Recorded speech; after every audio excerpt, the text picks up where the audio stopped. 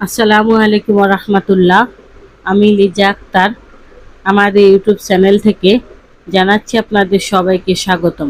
আজকের ভিডিওতে আমি আলোচনা করব কাটানটে শাকের উপকারিতা নিয়ে। এই যে গাছটি দেখতেছেন, এটা হলো কাটানটে শাক। এই শাকের অত্যন্ত উপকারিতা ও পুষ্টিগুণ রয়েছে। এটি মূলত কাটানটে বা বুনো নটে প্রজাতির অন্তর্ভুক্ত বলে মনে হচ্ছে। পুষ্টির ভাণ্ডার কাটানটে শাক।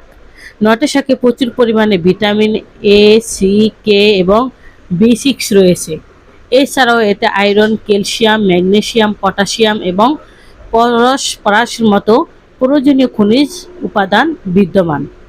হৃদরোগের ও কোলেস্টেরলের নিয়ন্ত্রণের জন্য এটি রক্ত ক্ষতিকর কোলেস্টেরলের LDL মাত্রা কমাতে সাহায্য করে।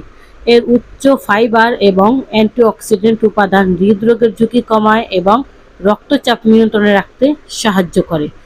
প্রচুর আঁশ বা ফাইবার থাকায় এটি কোষ্ঠকাঠিন্য দূর করে এবং হজম প্রক্রিয়া উন্নত করে। এটি দীর্ঘক্ষণ ফ্যাট ভরা রাখতে সাহায্য করে, যা ওজন কমানোর ক্ষেত্রে সহায়ক হতে পারে। ভিটামিনে সমৃদ্ধ হওয়ায় এটি চোখের দৃষ্টি ভালো রাখতে আশীর্বাদ স্বরূপ। এছাড়াও এতে থাকা ক্যালসিয়াম হাড় মজবুত করে এবং হাড়ের ক্ষয়রোধ সাহায্য করে। রক্ত স্বল্পতা দূরীকরণ।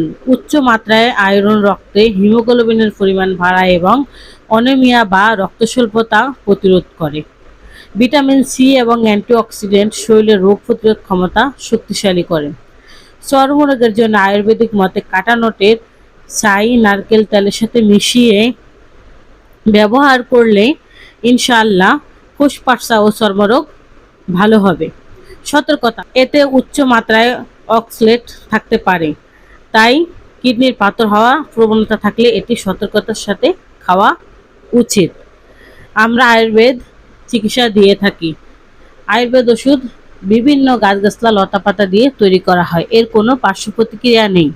তাই আসুন আয়ুর্বেদ চিকিৎসা নিয়ে নিজে সুস্থ থাকি, পরিবারের সবাইকে সুস্থ রাখি।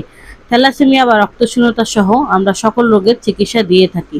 তাই যে কোনো রোগের সমস্যার সমাধানের জন্য এখন স্ক্রিনে দেওয়া ফোন নাম্বারে যোগাযোগ করুন অথবা আমাদের চেম্বারে চলে আসুন। আমাদের চেম্বারের ঠিকানা হলো কাউন্দিয়া বাজার, দিয়াবাড়ি ঘাট, ঢাকা মিরপুর 1। প্রিয় দর্শকবিন্দু, এত সময় আমাদের সাথে থাকার জন্য আপনাদের সবাইকে অনেক অনেক ধন্যবাদ। আজ এ পর্যন্তই। সবাই ভালো থাকেন, সুস্থ থাকেন। দেখা হবে পরবর্তীতে নতুন কোনো ভিডিও নিয়ে। আসসালামু আলাইকুম রহমতুল্লাহ। আল্লাহ হাফেজ।